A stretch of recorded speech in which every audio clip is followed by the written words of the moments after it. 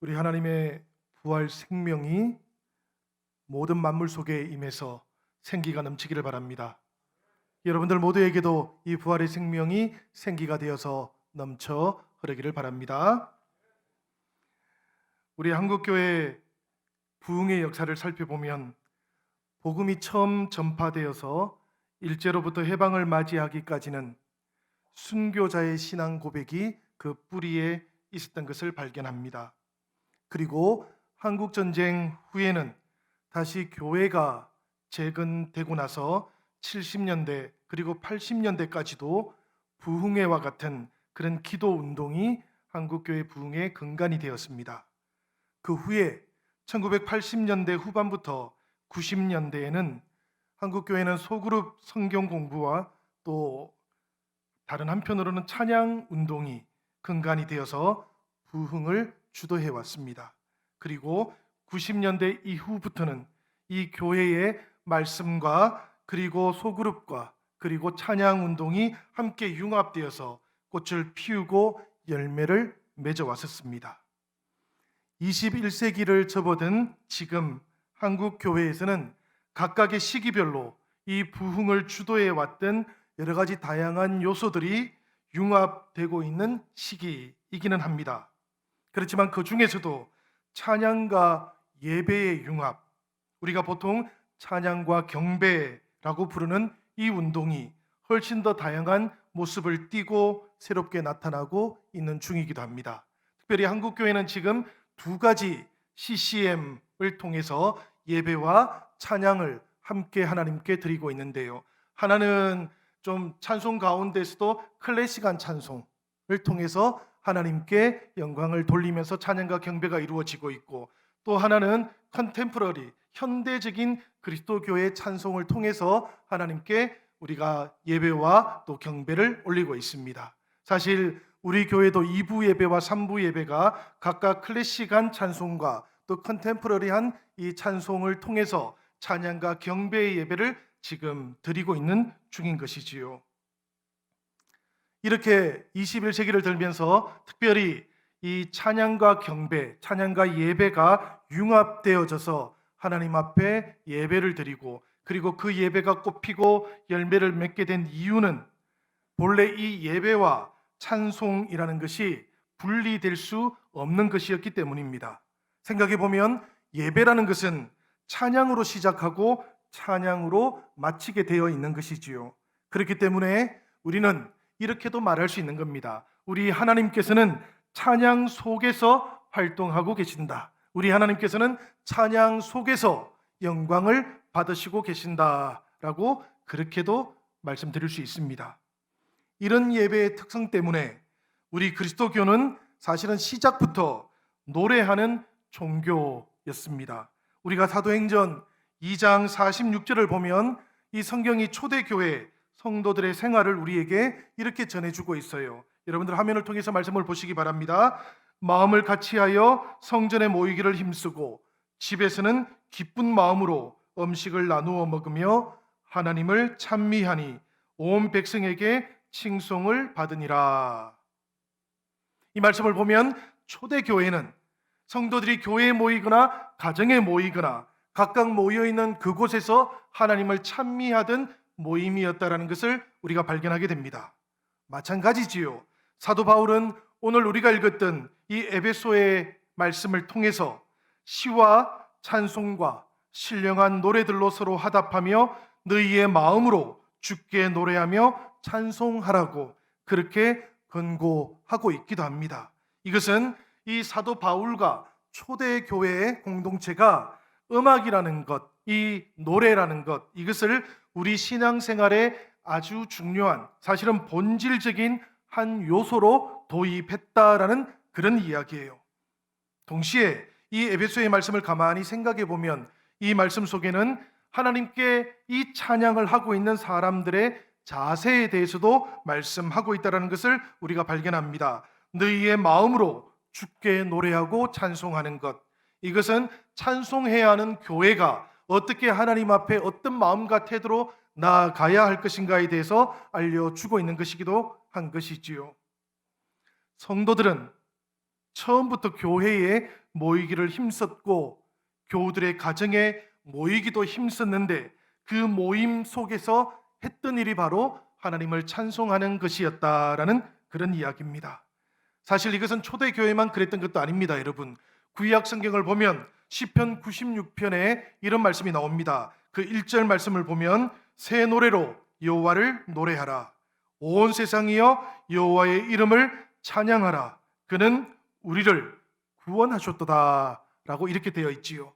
이 시편의 말씀을 보면 구약의 이스라엘 백성들을 향해서도 하나님께서는 그 모든 백성들이 하나님께 노래하라고 그렇게 말씀하셨던 것입니다. 특별히 이 백성들이 불러야 되는 노래는 이전까지 세상에서 불렀던 노래가 아니라 하나님을 찬양하는, 하나님을 높이는 새 노래를 부르라고 그렇게 말씀했던 것이지요. 이렇게 우리 한국의 역사를 통해서도 또 이 초대교회의 모습을 통해서도 혹은 구약의 말씀을 통해서도 우리가 살펴본다면 찬송이라는 것, 이것은 신앙이 시작될 때부터, 교회가 시작될 때부터 있었던 우리 신앙의 특색이라는 것을 우리가 알 수 있습니다. 그리고 동시에 이 찬송이라는 것이야말로 교회의 힘이었다라는 것도 우리가 깨닫게 됩니다. 초대 교회는 바로 이 찬송과 더불어 세워졌고 그 모든 환난과 박해를 이겨낼 수 있었기 때문이지요. 또 그런가 하면 이 찬송이라는 것은 생활이기도 했습니다. 신자들의 생활이 바로 찬송이기도 했다라는 그런 이야기예요. 온 마음으로 하나님을 찬양하는 우리의 찬송이 우리 교회의 특색이 되어야 한다라는 그런 말씀인 줄로 믿습니다. 하나님을 온 마음을 다해서 높이는 찬양이 우리 교회의 힘이 되어야 한다라는 그런 말씀인 줄로 믿습니다. 하나님을 우리가 일상의 모든 공간에서 찬양하는 것, 이것이 바로 우리 성도들의 생활이 되어야 한다라는 그런 말씀인 줄로 믿습니다. 사랑하는 여러분, 우리가 모일 때에는 찬양이 있어야 됩니다. 우리가 세상의 여러 가지 이야기들을 하기 위해서 모이는 것이 아니기 때문이에요. 우리 교회라는 것은 특별한 목적을 위해서 부름을 받은 겁니다. 그렇기 때문에 성도들이 모여있는 그 자리에서는 언제라도 하나님이 존귀하게 찬미 받으셔야 하는 것이지요. 저는 우리 영신교회 안에 바로 이런 찬송이 있는 특색이 이 지역 속에 나타나면 좋겠습니다. 그리고 이 찬송을 통해서 교회가 힘을 얻는 그런 시대이기도 한 것 같습니다. 사랑하는 여러분, 이 코로나 시대에 교회가 힘을 많이 잃어가고 있지 않습니까? 우리가 지금 할 수 있는 것은 생각해 보면 모이는 것, 모여서 예배드리는 것, 예배드리면서 찬송하는 것 밖에 없는 것 같습니다. 그 외에 성도들이 그동안 서로 힘을 주었던 그 친교라든지 코이노니아가 이루어지지를 못하고 있기 때문입니다. 이런 때에 더욱더 우리가 모여서 예배하며 하나님께 찬송함으로 교회의 힘을 회복할 수 있기를 주님의 이름으로 기원합니다. 여러분, 제가 옛날 이야기는 아니고요, 저 이탈리아 중세 때 이야기를 하나 해드리려고 합니다. 이탈리아 토스카나 지방에 가면 아레초라고 하는 지금은 인구 한 10만 명 정도 되는 조그마한 소도시가 있습니다. 피렌체 약간 아래쪽에 위치해 있는데요, 기차를 타고 이 아레초역에 도착하면 여기서 내리자마자 발견하게 되는 것이 뭔가 하면 비아 구이도 모나코라는 큰 길입니다. 이 비아 구이도 모나코라는 뜻은 뭔가 하면 수도성 구이도의 길이라는 뜻이에요. 비아라는 말이 길이라는 뜻이고 구이도라는 것은 이 수도성의 이름입니다. 모나코라는 것은 수도성이라는 뜻이에요. 이 길을 따라서 똑바로 내려가다 보면 이 수도성 구이도의 집을 만나게 됩니다. 그런데 이 구이도 수도성의 생가에 가게 되면 거기에서 사람들은 기념 석판을 하나 볼 수 있어요. 그 석판에 보면 무엇이 기록되어 있는가 하면 지금 화면에 보는 이 모습을 보게 되어 있습니다. 제가 여러분들에게 이 기념 석판의 모습을 보여드리는 이유가 있습니다, 여러분. 저 기념 석판 다시 떼어주세요. 성격이 좀 급하시네. 예. 저 화면 음계 아래쪽에 보시면 여러분, 저 음계 아래쪽에 무엇이 적혀 있는가 하면 이렇게 적혀 있습니다. 우트, 첫 번째는 우트예요. 그 다음에는 다 아십니다, 여러분들. 레, 그 다음은 미, 그 다음은 파, 그 다음은 솔, 그 다음은 라, 그 다음은 그 다음 시라고 하시는 분이 있을까 염려했습니다. 그 다음에 다시 라입니다. 라. 그 다음에 솔, 파, 미, 레, 우트 이렇게 되어 있어요. 많이 들어본 말이죠, 그죠? 우리가 알고 있는 그 7음계 도레미파솔라 시의 원형이 되는 저 내용이 저기에 들어있는 거예요. 본래 이 수도승 구이도는 그 수도원에서 교리를 연구했고 그 다음에 음악을 연구했던 사람입니다. 그런 수도승이었어요. 중세 때 유럽에 있던 수도원은 지금으로 치면은 그냥 종교적인 수도만 하는 곳이 아니고 일종의 학문 기관이기도 했거든요. 연구원 같은 곳이기도 했습니다.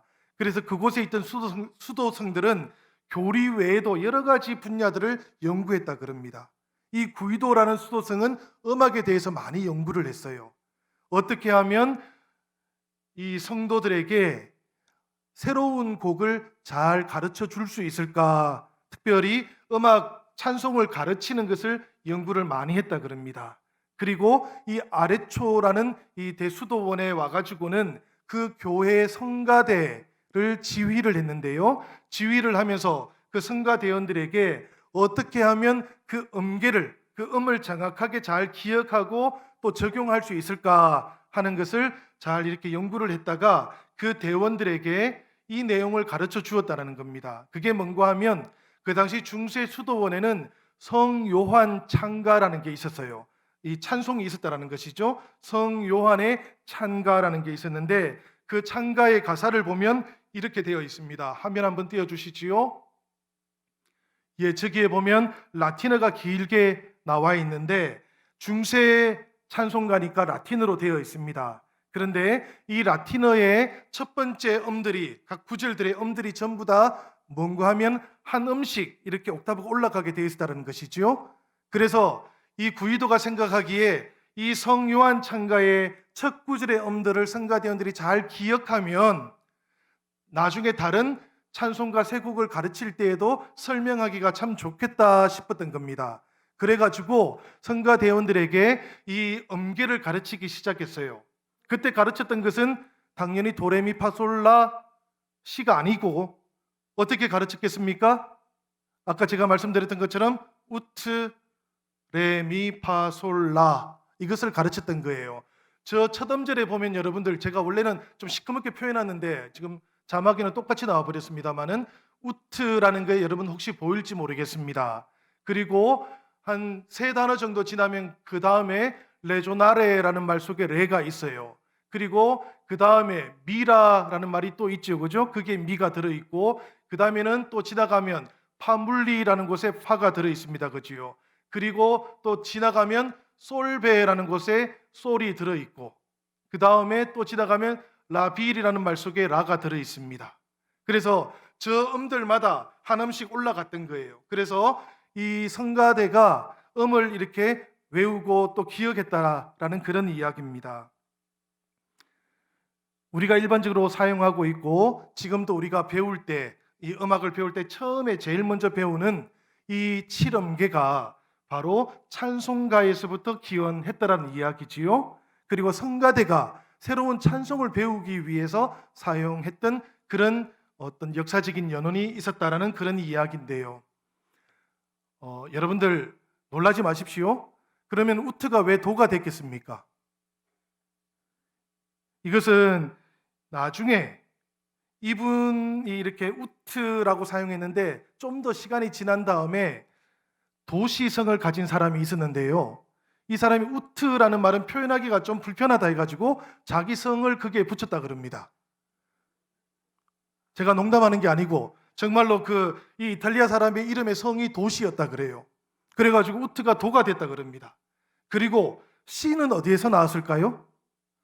이 시라는 것은 아까 성 요한의 창가라 했지 않습니까? 성 요한의 창가에 성이라는 것은 쌍이라는 말이거든요. 거기 S하고 요한은 원래 라틴어로는 I로부터 시작됩니다. 이오네스라고 하거든요.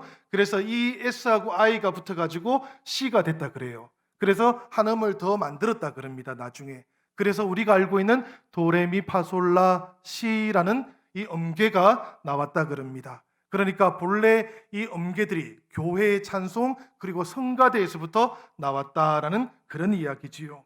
그런데 저는 이 음계에 대한 이야기뿐만 아니라 사실 이 음계의 기원이 되었던 이 성 요한 창가의 내용도 우리가 좀 알면 좋겠다 싶습니다. 왜냐하면 이 내용이 이런 내용을 담고 있기 때문에 그래요. 제가 번역을 해보니까 이런 내용입니다. 화면 한번 띄워주실래요? 예, 당신의 종들이 당신의 행적을 찬송하며 자유로이 노래 부를 수 있는 것은 그들의 불결한 입술에서 죄의 흔적을 씻어내기 때문입니다.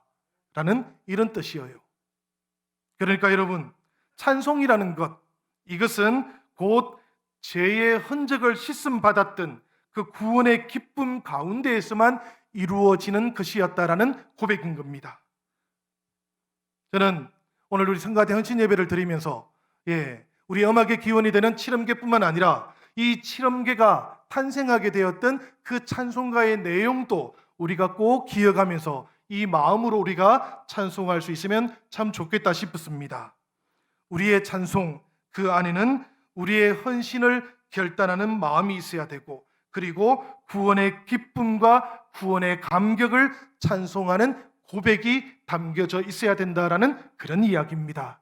사랑하는 여러분, 교회가 찬송하는 곳이고 교회가 찬송을 통해서 힘을 받는 곳이고 이 찬송을 통해서 교회가 특색을 가지게 되었다면 찬송하는 그 내용 속에 이 죄에 대한 구원의 기쁨과 감격, 그 고백도 당연히 들어 있어야 될 줄로 믿습니다. 그래야만 형식뿐만 아니라 우리의 내용을 통해서도 우리가 하나님 앞에 온전히 나아갈 수 있기 때문인 것이지요. 그래서 종교개혁자 마틴 루터는 그의 교회 음악에 대한 선언서가 있는데요. 그 안에서 이렇게 말을 했습니다. 음악이라는 것은 하나님이 주신 가장 귀한 선물로서 모든 크리스찬이 사랑해야 합니다. 거룩한 음악은 하나님의 말씀 다음 가는 고귀한 예술입니다. 여러분 그것을 알고 있으면 좋겠습니다. 중세교회 때는 회중들은 찬송을 하지 않았습니다. 중세교회 때는 오직 구별되어 있던 성가대만 찬송을 할 수 있었어요. 그렇지만 개혁교회는 종교개혁 이후에는 하나님의 말씀과 또 하나님의 은혜에 대한 고백이 성가대 안에만 있을 수 없다고 모든 회중들은 다 하나님 앞에 구원받은 기쁨과 감격을 노래해야 된다고 이것이 이 찬송이 말씀 다음 가는 하나님께서 우리에게 주신 선물이라고 그렇게 고백을 했던 것입니다. 그래서 개혁교회, 종교개혁 이후부터 회중들은 찬송을 할 수 있게 된 거예요. 우리가 지금 예배 때 부르는 찬송은 언제라도 부를 수 있었던 것이 아닙니다, 여러분. 회중들은 성경을 읽는 것도 금지되었지만 이 중세 때는 찬송을 하는 것도 예배 때는 금지가 되어 있었던 것이지요. 그러니까 우리가 성경을 읽고 그 말씀을 통해서 하나님을 만나는 것뿐만 아니라 찬송을 통해서 우리가 하나님께 우리의 구원의 감격을 노래하고 또 하나님 앞에 우리의 은혜를 고백하는 것, 이것 자체가 아주 우리가 감사해야 되는 하나님의 선물이라는 것, 이것도 오늘 다 함께 기억할 수 있으면 좋겠습니다. 우리 성가대가 그 신앙을 고백하는 것을 넘어서 우리 영신교회 모든 성도들도 예배를 통해서 하나님께 이 구원의 기쁨과 감격을 전심을 다해서 찬양할 수 있는 그런 영신교회 되기를 주님의 이름으로 기원합니다. 사랑하는 여러분, 찬송이 이렇게 하나님을 높이고 또 구원의 감격을 노래하는 것이 대단히 중요한 그 본질적인 내용입니다만은 동시에 우리들이 하나님 앞에 기쁨으로 찬송해야 되는 이유가 또 있습니다. 그게 뭔가 하면 우리 하나님께서는 우리에게 위로와 용기와 힘을 주실 때 찬송을 매개체로 사용하시기 때문이에요. 우리가 성경을 통해서 보면 예수님께서 최후의 만찬을 마치신 다음에 감람산으로 올라가실 때 우리 주님께서는 무엇을 하셨다고 나옵니까, 여러분? 찬송을 불렀다고 나오지 않습니까? 십자가를 앞에 두고 고민이 참으로 많았을 터인데도 그럴 때에 우리 주님께서는 찬송하시면서 하나님으로부터 힘을 얻고 능력을 얻으셨던 것이지요. 우리 주님께서는 늘 하나님을 생각했습니다. 그리고 하나님께 찬양하면서 하나님과 그분이 본질적으로 하나다라는 것을 늘 그렇게 느낄 수가 있었던 것이지요. 그렇기 때문에 십자가에 달리셔서도 우리 주님께서는 시편 22편의 말씀을 통해서 십자가에서도 하나님께 찬송을 올렸던 것입니다. 하나님과의 완벽한 일치가 그 고난의 자리에서도 온전하게 나타나고 있는 것을 찬송을 통해서 우리는 알 수 있기도 한 것이지요. 사실 종교개혁을 했던 루터도 마찬가지였다고 합니다. 종교개혁을 하는 동안에 수많은 박해를 경험했던 것이지요. 그때 루터는 자신과 함께 이 종교개혁의 길을 나섰던 모든 사람들에게 늘 시편 46편을 가지고 함께 노래하자 이렇게 권면하기도 했습니다. 그 시편 46편을 통해서 하나님께서 나의 힘이 되시고 나의 피난처가 되신다라는 것을 고백하고 싶었기 때문이고요. 그 찬송을 통해서 하나님으로부터 위로도 받고 용기도 얻고 싶었기 때문인 것입니다. 성도 여러분, 이렇게 찬송이라는 것은 우리에게 위로를 줍니다. 왜냐하면 이 찬송 안에는 바로 우리의 마음속으로 파고드는 하나님의 능력이 있기 때문이에요. 이 찬송을 통해서 우리의 마음속에 위로와 용기를 주시는 하나님의 능력을 저는 인고잉 파워라고 그렇게 불러봅니다. 우리 안으로 들어오는 성령의 힘, 찬송의 힘이기 때문에 그런 것이지요. 이 찬송이 우리 안으로 들어오면 우리가 슬픔을 이겨낼 수 있습니다. 이 찬송이 우리 안으로 들어오면 우리가 눈물을 우리가 이겨낼 수 있는 것이지요. 이 찬송이 우리 안으로 스며들면 용기를 우리가 얻을 수 있기 때문이기도 합니다. 사랑하는 여러분, 불안과 공포가 이 찬송과 함께 물러가게 되는 것이지요. 바울과 실라가 감옥에 갇혀있을 그때에 찬송을 통해서 그 모든 불안과 공포를 이겨내었다는 것을 우리는 너무나 잘 알고 있지 않습니까? 성도들이 병상에서 찬송을 할 때에, 성도들이 때로는 위기 가운데서 찬송을 할 때에, 성도들이 가정의 어려움과 또 사업의 어려움들 가운데에서도 때로는 하나님을 향해서 찬송할 때에 이 찬송은 우리에게 용기를 줍니다. 위로를 경험할 수 있게 되는 것입니다. 사랑하는 여러분, 우리가 신앙생활을 하면서 때때로 신앙의 참된 맛을 알려고 한다면 찬송을 해야 합니다. 특별히 어려울 때에 이 위로를 주시고 이 격려를 주시는 찬송을 통해서 우리가 하나님의 인고잉하는 파워를 경험할 수 있으셔야만 하는 것입니다.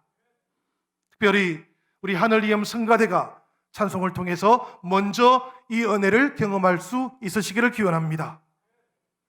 찬송은 또 다른 능력도 가지고 있습니다. 무엇인가 하면 다른 사람에게로 뻗어나가는 능력이 있습니다. 저는 이것을 아웃고잉 파워라고 불러봅니다.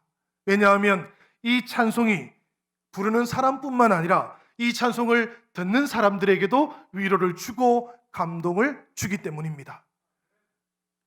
우리 영신교회 모든 성가대원들과 또 우리 영신교회 모든 성도들이 부르는 찬송이, 찬양이 바로 누군가를 위로하는 찬양이 되기를 바랍니다.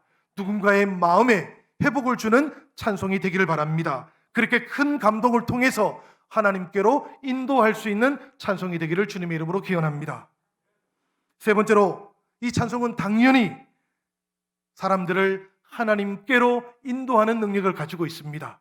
찬송 자체가 하나님께로 올려지는 영광을 가지고 있는 것이지요.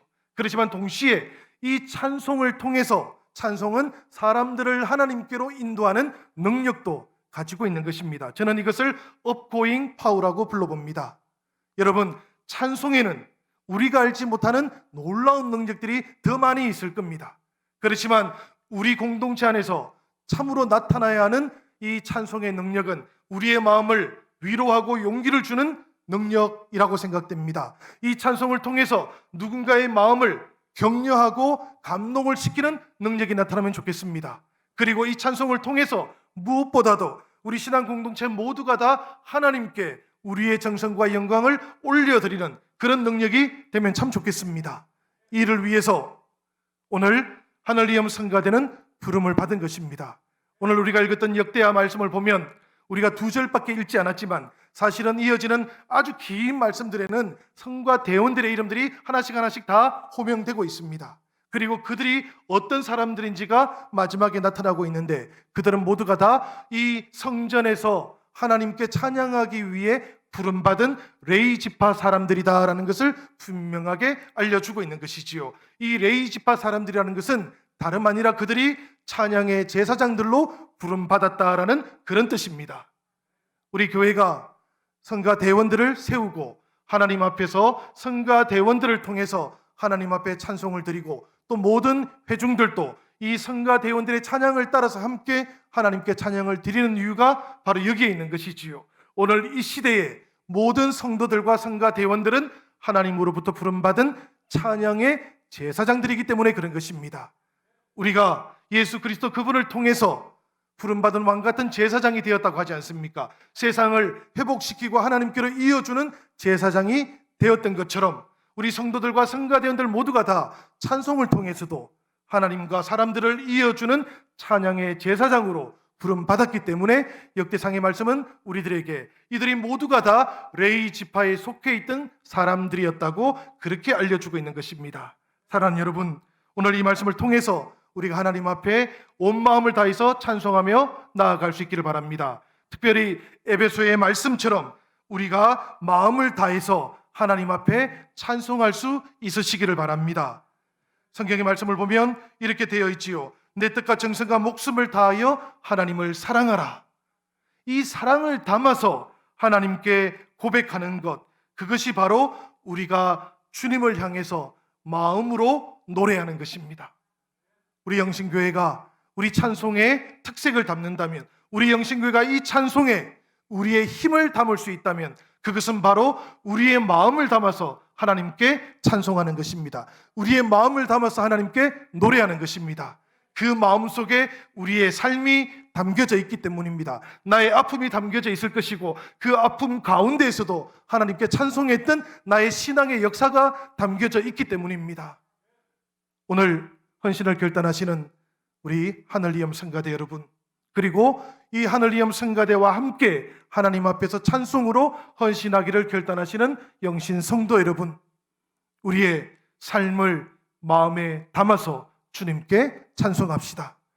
기쁜 일뿐만 아니라 슬플 때에도 찬송했던 우리 신앙의 역사를 담아서 하나님께 나아감으로 우리의 찬송을 통해서 우리 하나님이 더욱더 우리 안에서 영화롭게 되시고 영광 받으실 수 있기를 주님의 이름으로 기원합니다.